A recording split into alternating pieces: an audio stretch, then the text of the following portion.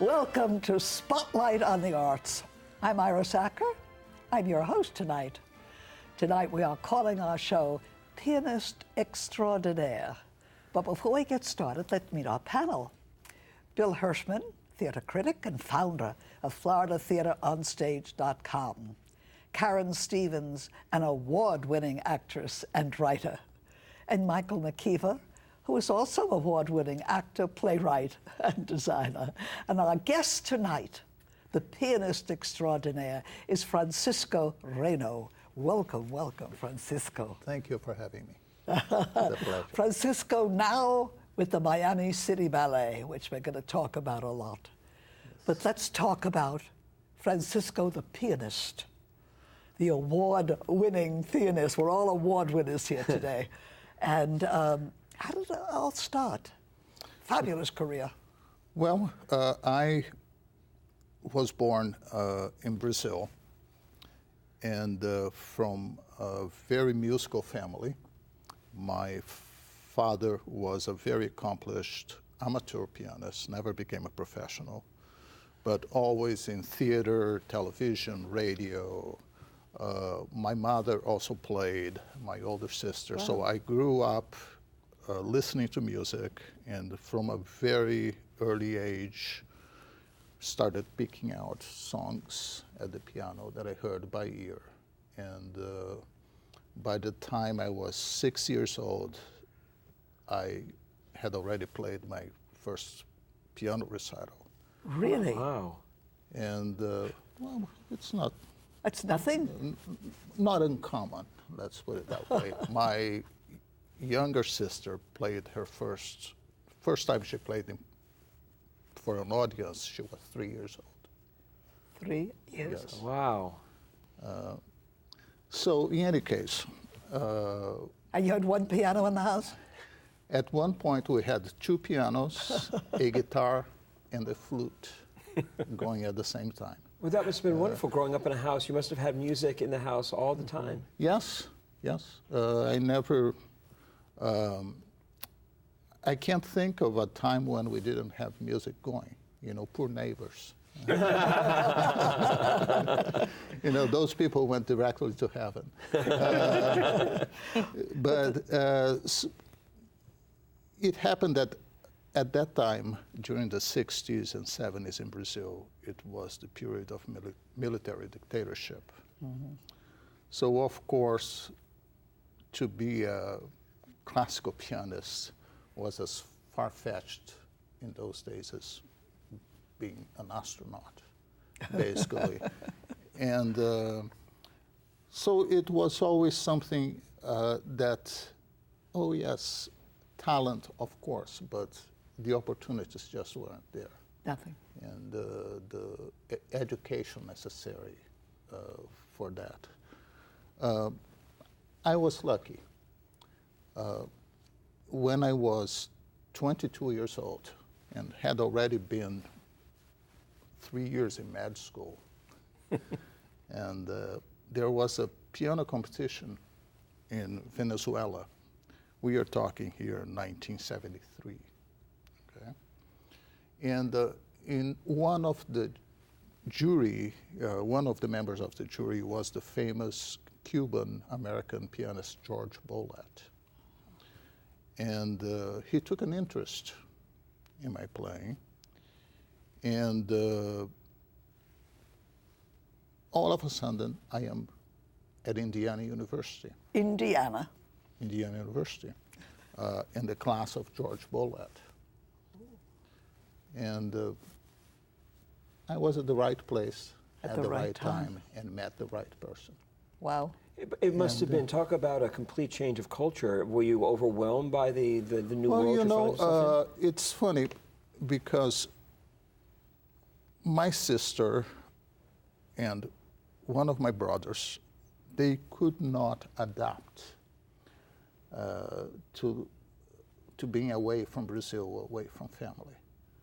And I remember the minute I stepped out of the plane, I knew I was home. You were? Wow. You know, coming from a place like Brazil, the first month I was in Indiana, I saw Vladimir Horowitz and Marcel Marceau in the same week. Wow. So I knew there was no going back. How was your English? And Yeah, that was my next question. non-existent. Whoa. I had studied in high school, of course, as everybody had to, but I remember taking a cab from the airport to the dorm at the university, and the cab driver, he talked the whole time. And I remember I didn't understand one word. But somehow, pretty soon, within a matter of months, I was already home, and the language was never a problem since it was music. You don't really Music need was to the talk. language. You know, at the music school, English wasn't a problem. Well, And where did you go from not there? everybody could say that. Well, after Indiana, I graduated and got a job as an assistant professor in Kansas City, believe it or not, of all places. And we just won the World Series, so that's great. And one day, I get a phone call from this lady who said, we are trying to start a ballet company in Kansas City. And we are bringing in Todd Bollender, one of the original balancing dancers, and Diana Adams. Oh, Diana. Oh, Yes, My God, I know to start a school. Are you interested in joining us? I had had some experience with ballet at the university. You know, I had played for some classes to make some extra money. And so I knew more or less what I was getting into. And I said, oh, sure, why not?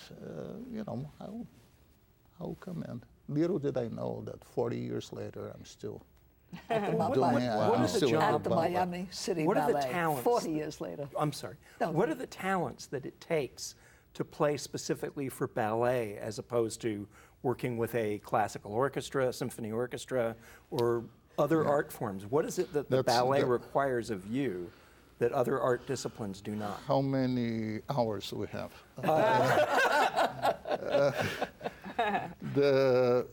Well, to put it in a nutshell, what does a choreographer do?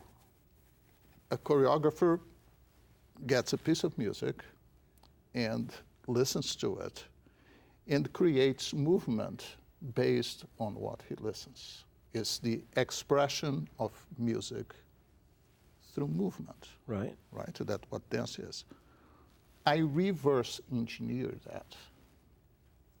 What I do is I look at movement and I put music on top of it. Wow. And it has to be done at sight. So there is no looking for music. You have to be able to improvise. And you have to be able to improvise in several different styles. Because my job is not only to accompany, but to expose the dancers to all sorts of different styles of music, different rhythms, different syncopations. So when they go on stage and they're faced with a Stravinsky, you know, Or Jerome Robbins. or Jerome Robbins, or Leonard Bernstein, something like that, they will feel perfectly comfortable with that. So basically what I do, remember, none of you are old enough, but in Brazil, I still saw movies accompanied by a pianist, silent movies with a pianist. And you know, the mouse go up the steps, you go bum, bum, bum, bum, bum, bum, bum. And that's basically what I have to do for a class. That's for the daily class, of course. Now, when is a rehearsal for a ballet that already exists, that's a different story. Then my concern is mainly about tempi, how fast, how slow, where the pause is and where the music breath is.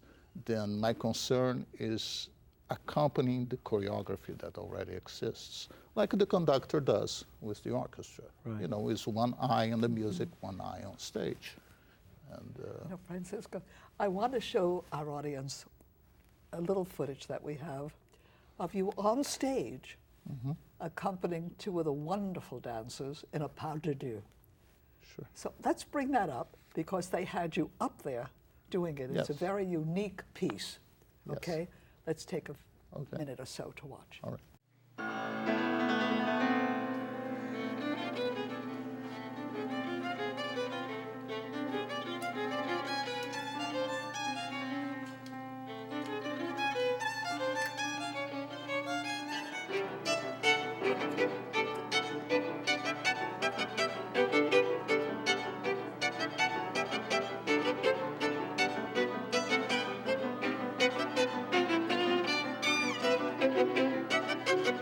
I was so privileged to see that on stage. It's a very unique piece.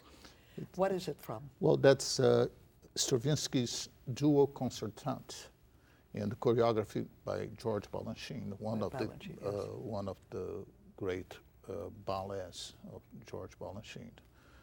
Terribly difficult, complicated music, both for the violinist and the pianist, and for the dancers. I can dancers. just imagine. Yeah. That's Stravinsky. What got you to the Miami City Ballet? Again, being in Luck. the right place at the right time. Isn't that wonderful? My wife, when I was in Kansas City for 19 years Ooh. with the Kansas City Ballet, and my wife got a very good opportunity at the Miami Herald. She's a journalist, and she came. I stayed behind, and in one of my visits, the ballet mistress at the time at the Miami City Ballet, Eve Lawson, she used to be a ballerina in Kansas City. In Kansas City. Yeah, and I called to say hi. I said, "Oh, Eve, how are you?" And she said, "You know what?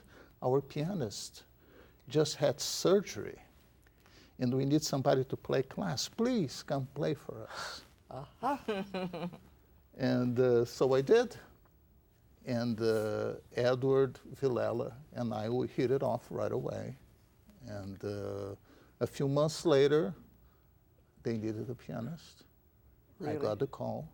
They made me an offer I couldn't refuse. And here I am. It's been- How long ago? This was 1999. Wow. Yeah. And A wonderful, wonderful story.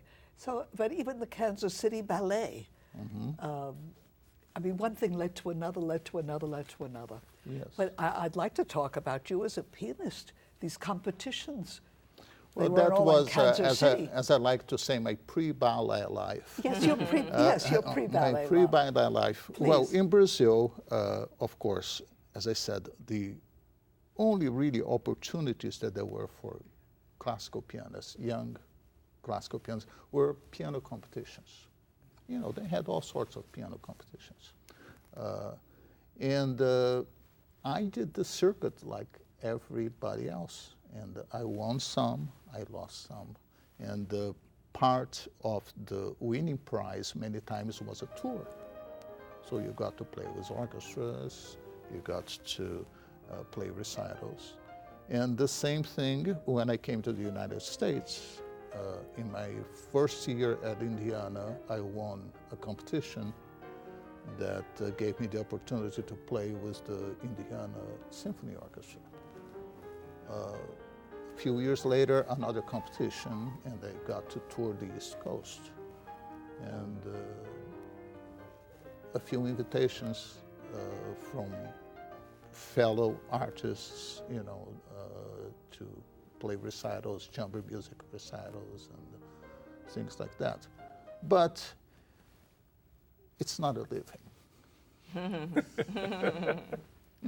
That's the, if you look around, how many pianists today really make a living I don't know. concertizing. No, I'm sure it's another very. world. I don't know. Maybe 3 or 4.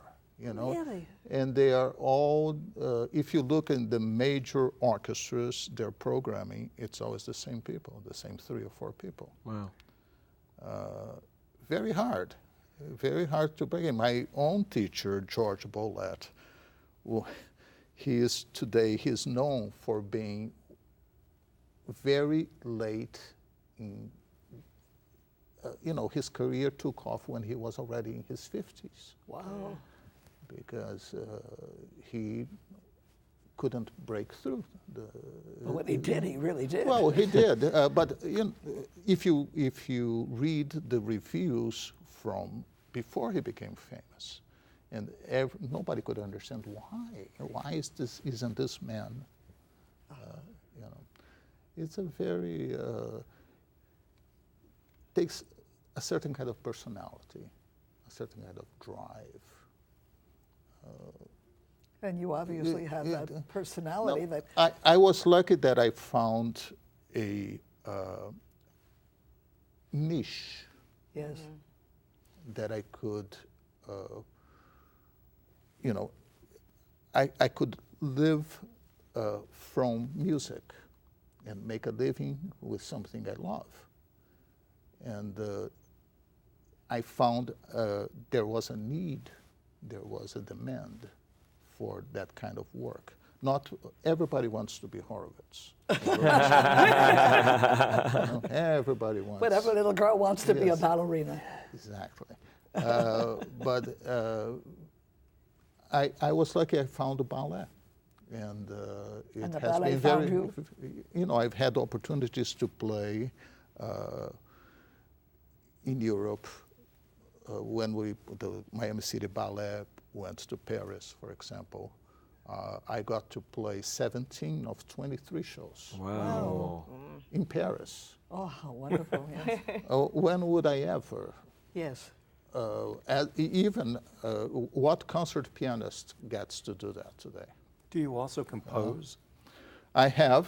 Do you compose for ballet I specifically? have before, yes. As a matter of fact, back in 2002, was it?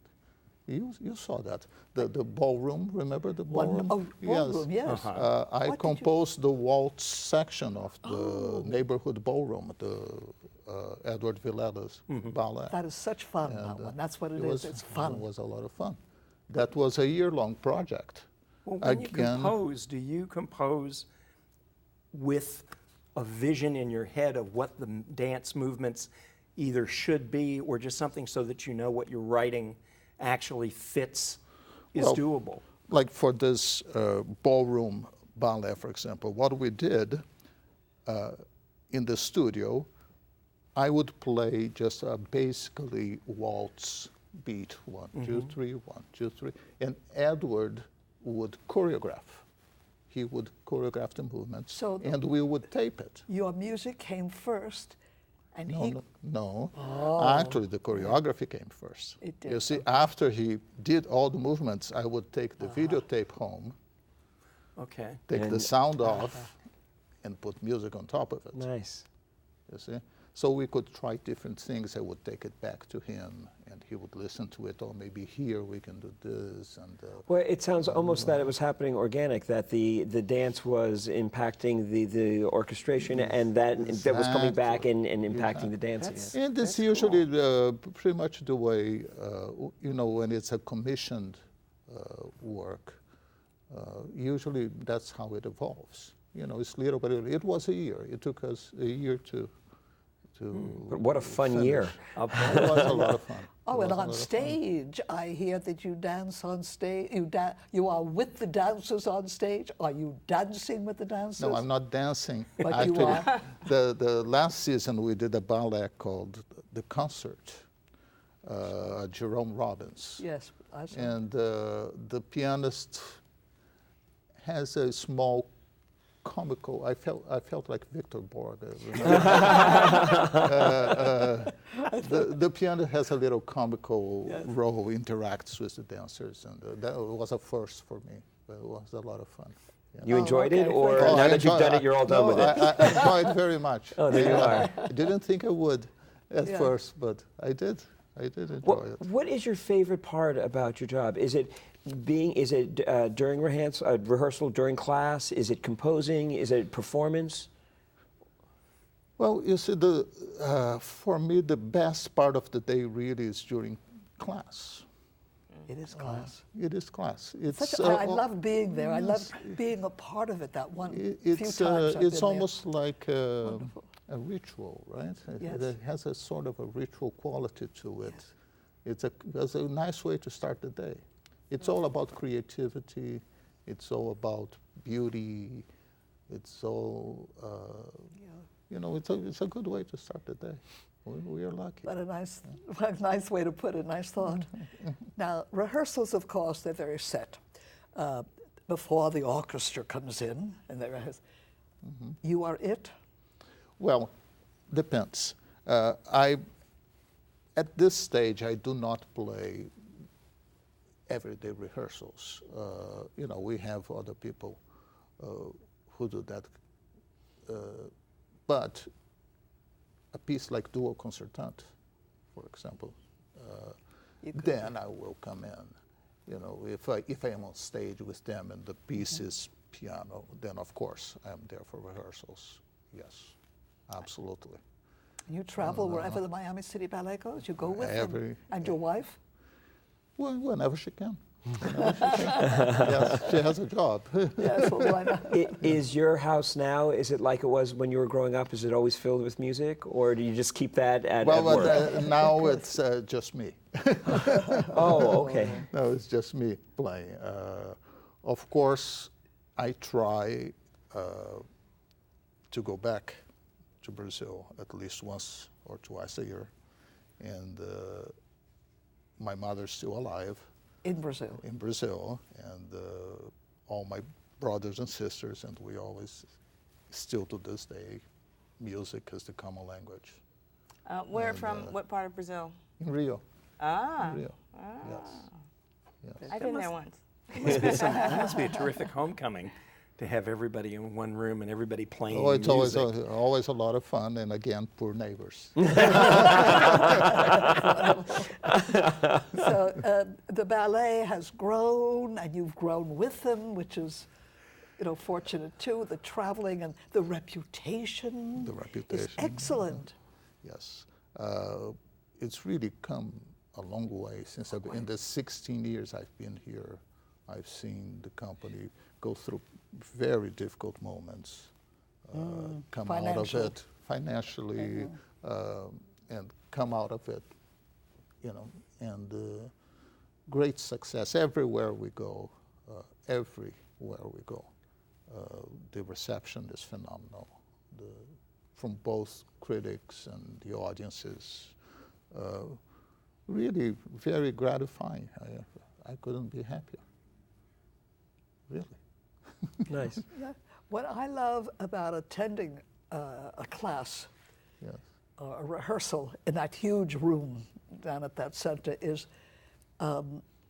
there's a couple of guys over there rehearsing their little bit, and somebody else over there, 4 girls doing something, and then everybody's still doing the class, and you're playing here, and somehow or other, it all melded. We had the opportunity of doing that twice, I think. I wish we had that footage to show. It was so exciting. It's very, I still don't understand to this day how the dancers do it. Because I can memorize music pretty much, you know. I never had troubles, but to memorize all those steps. All those steps. I tell you, I'm a dancer, and every time I go to the ballet, I still feel as you do. How did they learn that? And they learn it It's so true. fast. I mean, they see it once. It's just sometimes the choreographer won't even demonstrate. They won't just speak, do this and do this and this, and there it is. How did they do it? It's really, really amazing. Really amazing. Yeah, I don't think the audience appreciates really how amazing it is. And the what went into it. concentration and the pure, almost fanatical dedication to it.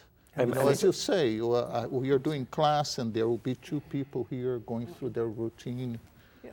completely concentrated. And, Not even distracted by yes, And the nothing physical else. stamina just absolutely that it's alone. amazes me. I get tired concentration, just amazing. looking. Really, Yes. quite beautiful. So you call it luck, but I think it's an old story, being in the right place at the right time. But you had to be prepared. Well, that So goes that's- without saying. You have to be prepared to take advantage of the opportunities. Yeah. Yes. So education, that was my saving grace. I had my parents Who were musical or play? who made me sit there and play my scales. I had the teachers who believed in me. I had people who helped me. I couldn't have done it alone, That then. of course. Well, we certainly enjoyed having you and learning all this, wasn't it? Really, I ask everybody. It was and wonderful. I say it's an education. I call my program, yes, an educational program, because we're learning so many things. I hope that the audience, I hope that you appreciate now what the dancers and the pianist goes through to bring you what you go to see the finished ballet. I know that I do. I just love it so. I really do. I guess you can tell. And I want to thank you for joining us every week and ask you to continue to. I want you to go to the ballet, go to the opera, go to the theater. Just go, live it, enjoy it all. I know that's what I do, and I know my panel does as well. Francisco, I thank you for so having me. very, very much. And if you want to find out what's going on in all these different areas, just go to FloridaTheaterOnStage.com and join us next week. Thank you.